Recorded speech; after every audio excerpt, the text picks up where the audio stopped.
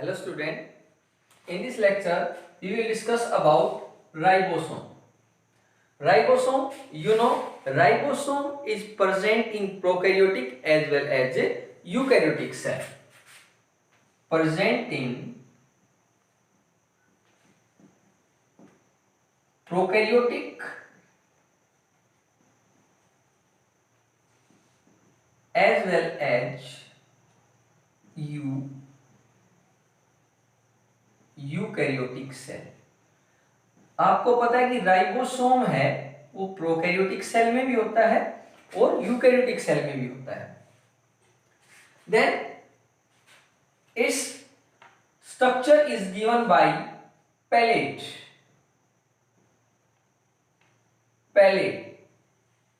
in 1953 and name ribosome.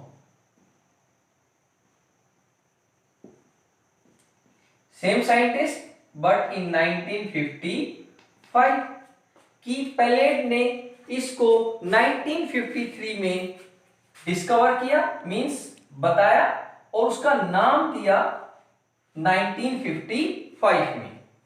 Ribosome हम आपको पहले भी बताया कि जो प्रोकैरियोटिक सेल होती हैं उनमें 70S राइबोसोम होता है, जबकि यूकैरियोटिक सेल में ये 80S राइबोसोम होता है. In prokaryote 70S and eukaryote 80S. एक बात और भी आपको ध्यान में है, in mitochondria and chloroplast 70S ribosome are present in mitochondria as well as in chloroplast.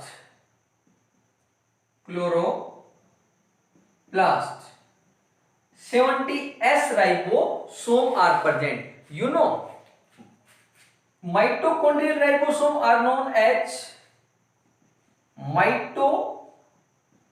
ribosomes and chloroplast ribosome are known as plasto, or you can say plastido ribosome.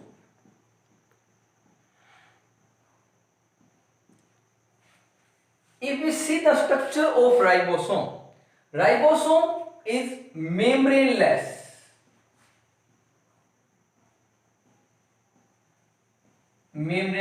Organelle. Competitive exam में ये question जरूर पूछा जाता है कि कौन से organelle हैं, डबल मेम्ब्रेन बाउंडेड हैं, कौन से मेम्ब्रेनलेस हैं, कौन से सिंगल मेम्ब्रेन बाउंडेड हैं. तो ribosome is a membraneless organelle. If we see the structure of ribosome, it has two subunits. One is large subunit, two subunit.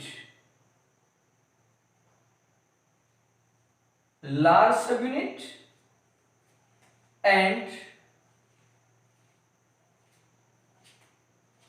other is small subunit.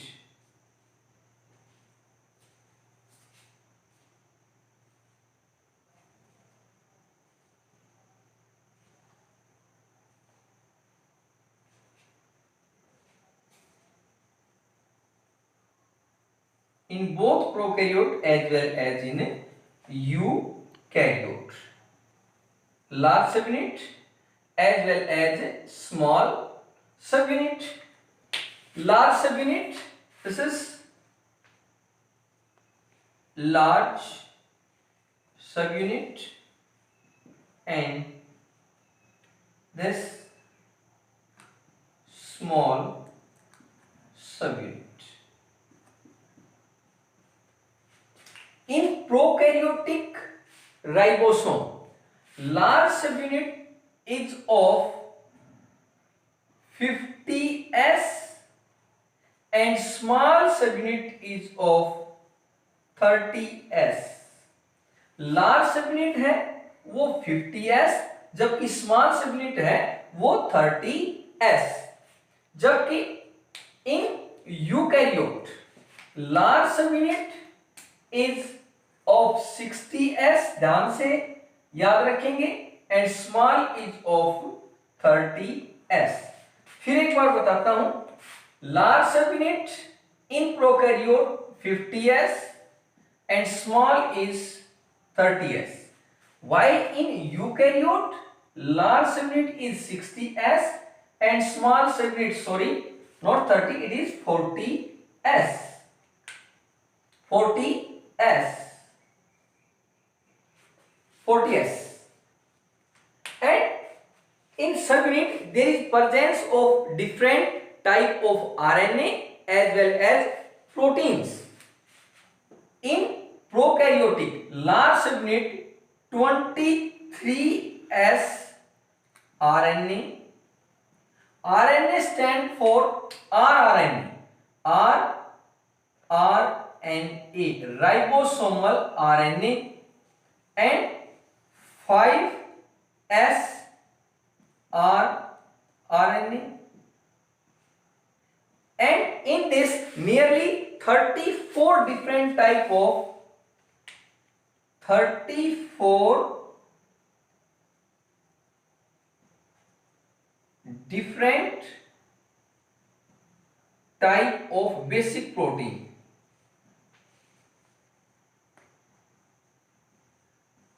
कि इसमें 23s rRNA, 5s rRNA and 34 different type of basic protein, while in small subunit that is of 30s in prokaryotic there is 16s rRNA and nearly 21 different type of protein. Different type of basic protein are present in small subunit. अब थोड़ा सा ध्यान से देखेंगे, एक बार एक हम की पॉइंट डाल लेते हैं। मैं S बोल रहा हूं बार बार, S stand for Svedberg unit, Svedberg unit. S का मतलब है स्वेडबर्ग यूनिट, ध्यान से देखें एक बार। S stand for Svedberg unit mean a major, किसका? ए मेजर पोर्शन ऑफ या पार्टिकल साइज है ये। S क्या है? अ मेजर, ध्यान से देखें एक बार, मेजर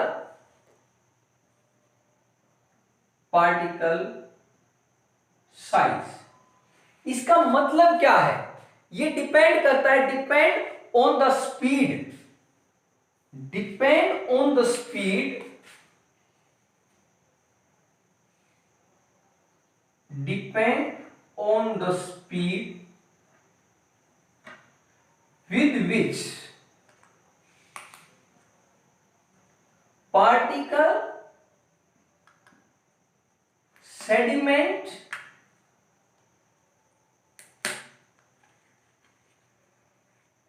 पार्टिकल की सेडिमेंटेशन को, यू नो सेडिमेंटेशन की ऐसे नीचे जमना, सेडिमेंटेशन कब? इन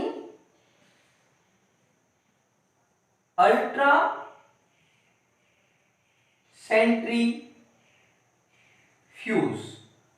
जब हम सेंट्रीफ्यूगेशन करते हैं। सेंट्रीफ्यूगेशन हम देखते हैं कि जनरली आप कैसे समझेंगे कि एक क्या होता है कि मशीन होती है, जैसे आप ये बोल सकते हो हम मिक्सी को चला रहे हैं, दैट्स इज अ सेंट्रीफ्यूगेशन। जैसे हमने क्या किया, कर्ड को बटर अलग करना है कर्ड से, तो वो एक प्रोसेस है, सेंट्रीफ्यूगेशन प्रोसेस है। तो सेम क्या करते हैं हम, जब सेंट्रीफ्यूज करते हैं ट्यूब्स में डालकर, तो क्या होता है कि किस स्पीड से पार्टिकल का साइज नीचे सेडिमेंट हो रहा है, that is known as a sedimentation. तो एस का मतलब अब आया ध्यान में कि किस तरह से, क्या स्पीड, कि किस स्पीड से कोई पार्टिकल सेडिमेंट हो रहा है, that is the S mean Svedberg unit. इसलिए ये डिफरेंट डिफरेंट यहां पर लिखे हुए हैं। उसी तरह यदि हम आ जाए कहां पर, इन 80s टाइप, 80s टाइप में 28s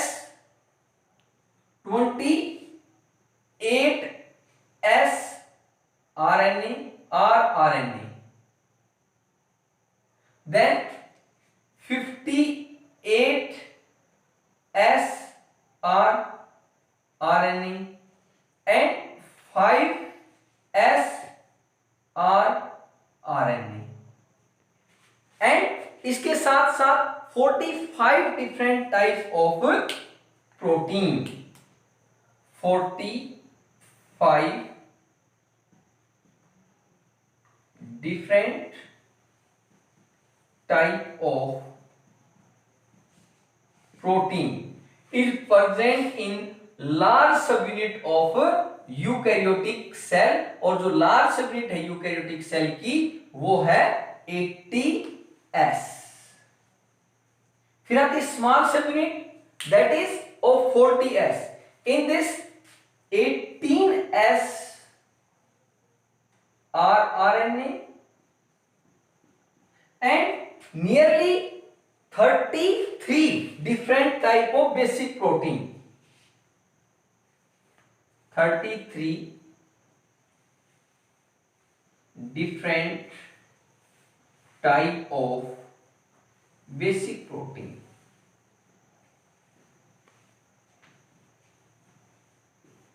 three different type of basic protein are present.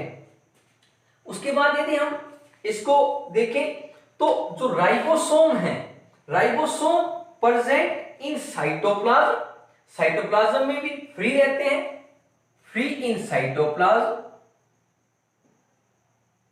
Cytoplasm as well as attached with ER, और अटैच भी रहते हैं ये एंडोप्लाज्मिक रेटिकुलम से। साइटोप्लाज्म में फ्री रहते हैं और अटैच भी रहते हैं। साइटोप्लाज्म में बोथ सबयूनिट सेपरेटली पड़ी रहती हैं, ये अलग अलग पड़ी रहती हैं। और eight the time of protein synthesis, जब प्रोटीन सिंथेसिस होती है, सो दे बाइंड ऑन, ये कहां पर, mRNA messenger RNA, mRNA messenger RNA के ऊपर बोथ सबयूनिट क्या होंगी, अटैच हो जाएंगी eight the time of protein synthesis, eight the time of protein synthesis both subunit attach and to form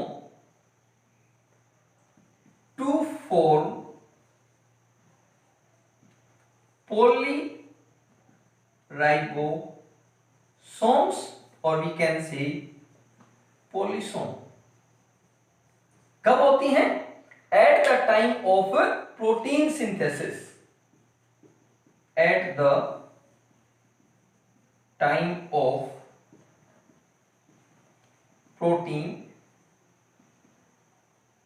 protein synthesis.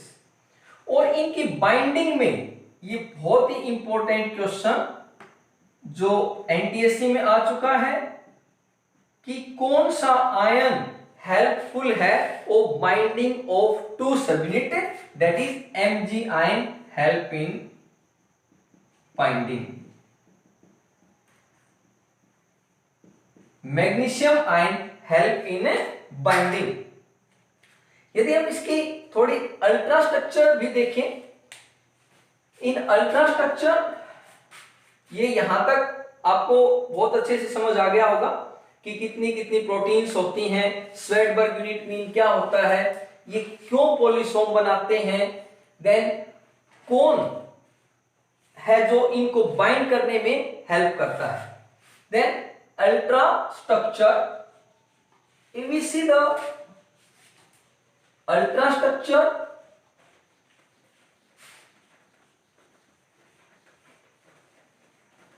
then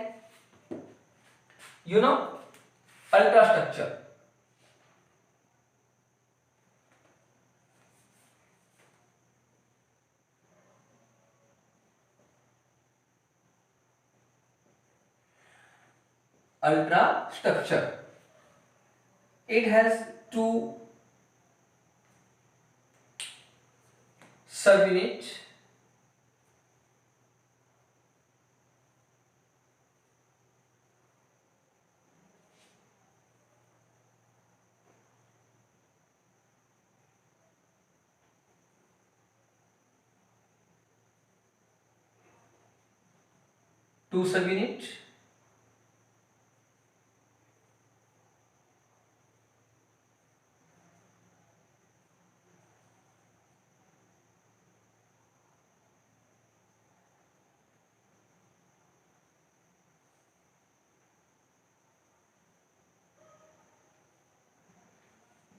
small subunit,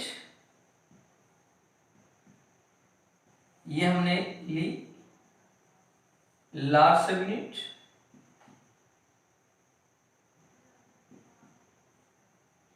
then small subunit,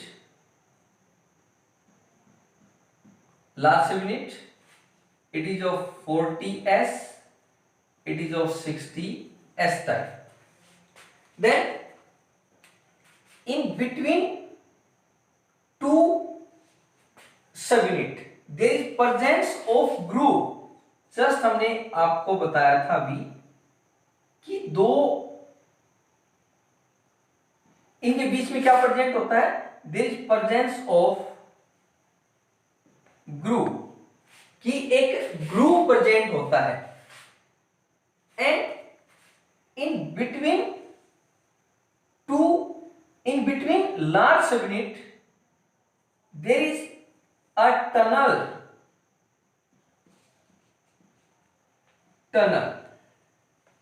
So a polypeptide is synthesized,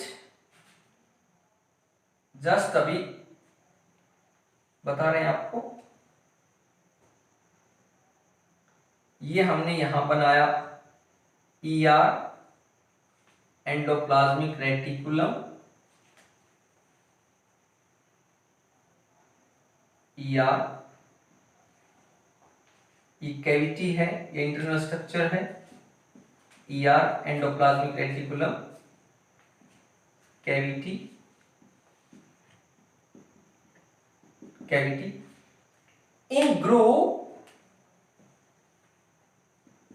in groove of two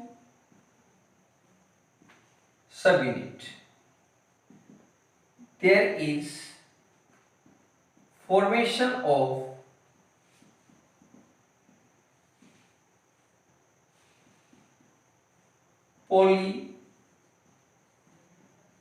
polypeptides. Formation of polypeptides takes place. Polypeptides formation takes place in between or in groove. This polypeptide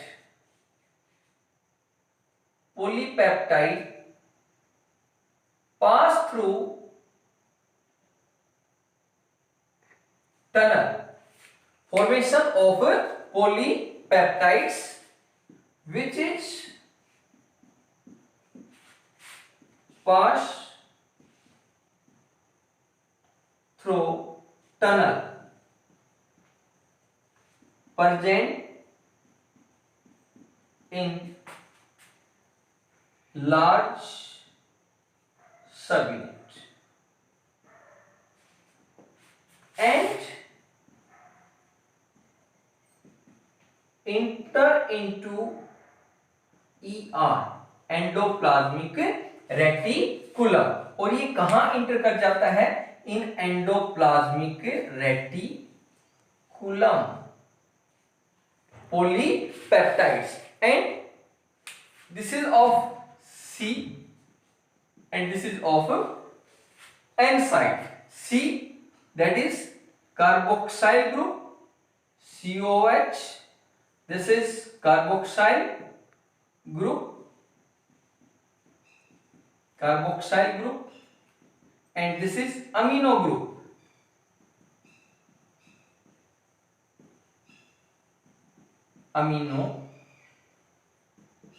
amino group. Then we start its function. यदि आपने structure को ध्यान से देखा है, function are so easy. Function first of all very simple. कि function से पहले थोड़ा ये भी देख लेते हैं कि ओरिजिन कहां से होता है. तो ओरिजिन जो इसका है in prokaryotic cell originate in cytoplasm, while in eukaryotic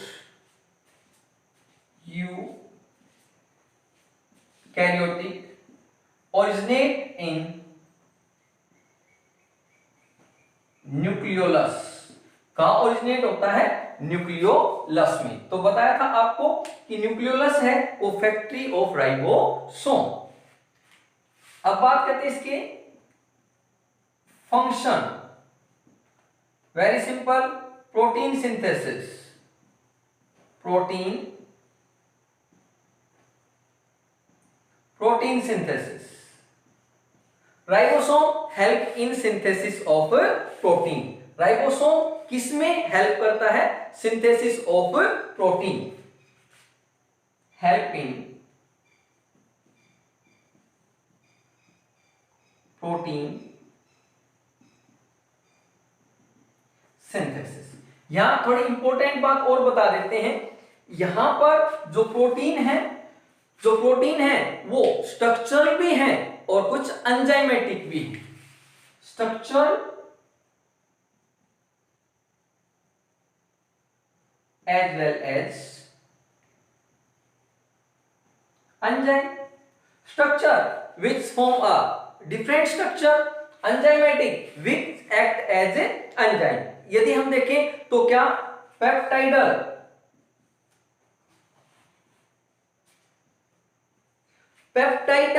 transferase एक एंजाइम है.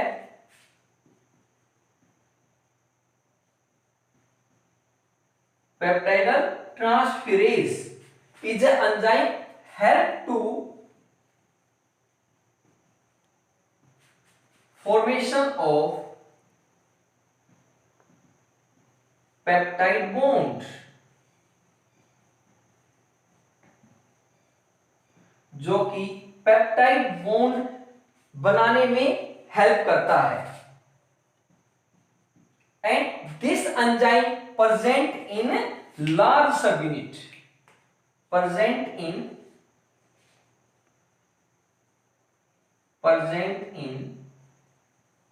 large subunit. ये मेन फंक्शन है. यदि और देखें, it also help in formation of, just अभी बताया, polypeptide. Help in formation of polypeptide. Help in formation of polypeptides. So it is all about ribosome. For more update, continue with us on our YouTube channel Anil Vasishtha.